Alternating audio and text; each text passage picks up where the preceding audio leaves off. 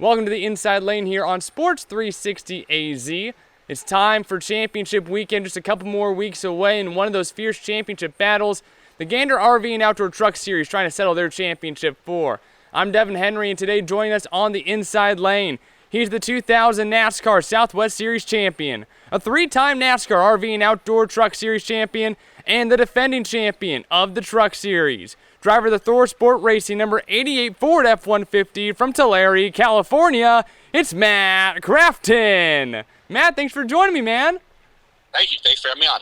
Hey, dude, it's a pleasure to have you. I know you got plenty of stuff going on, but, first thing I got to talk about is your win that you nabbed back in July. Obviously got you through the playoffs. You didn't need it to win a championship last year, but now you're just hoping to punch that ticket to Phoenix, go for back-to-back championships.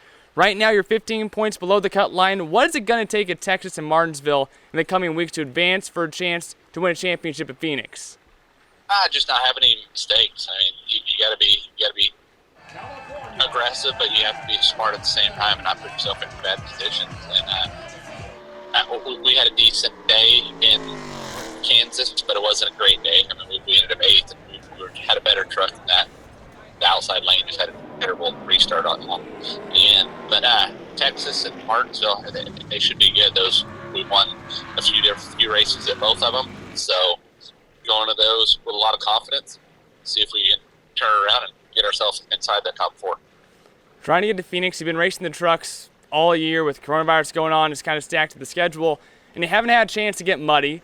You do a little bit of dirt racing. You grew up in Tulare, and I mean, the Jet Bowl, the Thunder Bowl, that's where my grandparents grew up. They were kind of the welcoming committee over there. But with your dirt experience, how much do you think that having some of that dirt background and that diversity through disciplines helps you in the sport and helps others try to rise through the NASCAR ranks? I mean, it definitely helps your car control, without a doubt. It's just the asphalt to dirt. I mean, asphalt's just a lot less forgiving than dirt. I mean, there's a lot sharper edge, we'll call it. And but you do get the great car control coming from the dirt. I'm always glad to have done what I've done, racing micro midgets and mini sprints and all the stuff I did out there on the West Coast and Tulare and stuff. So I always remember those days. Those are some of the best days of my life of racing, to be honest, and doing it with your family. I've been able to head on over to Tulare once. I grew up at Manzanita Speedway here in Arizona, so dirt racing runs deep. And I know that racing is running deeper and deeper in your family. Your daughter kind of has the need for speed now. I know this year hasn't been the greatest for racing, anything other than NASCAR and some of the bigger stuff. But how has the racing career of the young Crafton been going so far? She isn't. She likes to do it, but the competitive side, she doesn't have that in racing yet. She has it in everything else, but she loves to go fast. So eventually, it'll get there. If it don't get there, I mean, I'm fine with buying her some golf clubs and letting her do that. That'll be a lot cheaper than going racing.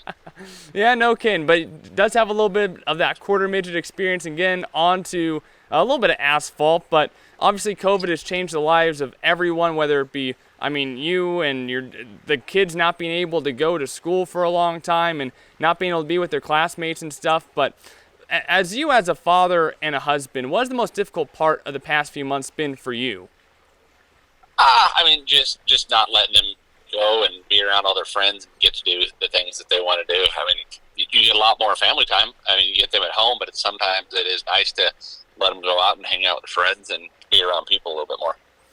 And I know that you do a lot of biking, and I know that this time has been a little bit strange, but if you had a little bit extra time to get on the bike, and I'm not much of an exercise guy or a speed guy on the bikes, but some of you NASCAR guys just go absolutely crazy on the bikes. Yeah, I love mountain biking. I'm not a big road bike guy, but I do love to go mountain biking. And I've spent a lot of time and put a lot of miles in this year on mountain bikes. So been able to kind of get back out there with the pandemic, spend some time. But how about during the past few months, once you guys got back to racing, and you guys are running almost every week, unlike a typical Truck Series schedule, what has free time been like, or at least looked like for you the past couple of months? It's actually, we've had a lot of free time is during the weekday, because we don't have to go to the racetrack early and have practice and qualify and all that. So we've been going in and just these one-day shows, flying in the same day as the race and racing and getting gone. So that part has actually been really, really nice, because you get to spend a lot more time at home and get a lot more stuff done. Talking with Matt Crafton, the driver of the ThorSport number 88 Ford F-150 in the Gander RV and Outdoor Truck Series. Hoping to fight for a championship here at Phoenix in the Lucas Oil 150 on November 6th. Matt, before I let you go, got to do a segment with you called Quick Time. Some of these are just for fun, in your opinion. One of these is factual. You ready to set Quick Time, Matt? Yes, sir. All righty, first and foremost, your favorite track to race at regardless of the car? Atlanta Motor Speedway. Atlanta. Why Atlanta?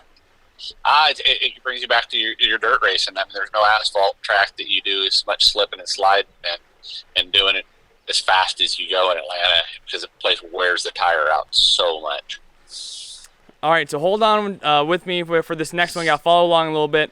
Only one driver has ever clinched a NASCAR Southwest Series championship and a NASCAR Truck Series championship at Phoenix. Now, this was in different years. Can you name the only driver that has ever raised the championship trophy in both those series at Phoenix? Ron Hornaday? It has to be, right? The only other guy other than you to win a championship in both series. If you do have that the chance to run for a championship at Phoenix, what do you think the biggest hurdle will be to overcome that weekend? Just track position. I mean, that place is, all these places we go nowadays, it's all about track positioning. So just having a good truck and just be in the right place, having good restarts, and making the best of it. All right, Matt. Well, best of luck to you. Hope to see you here racing for a championship in the Lucas Oil 150 at Phoenix Raceway on November 6th. Best of luck these next couple of weeks, and we'll see you at Phoenix. Thank you. Appreciate it. That's Matt Crafton here on the Inside Lane. Be sure to keep up on Sports 360 AZ for everything going on as we head to NASCAR Championship Weekend.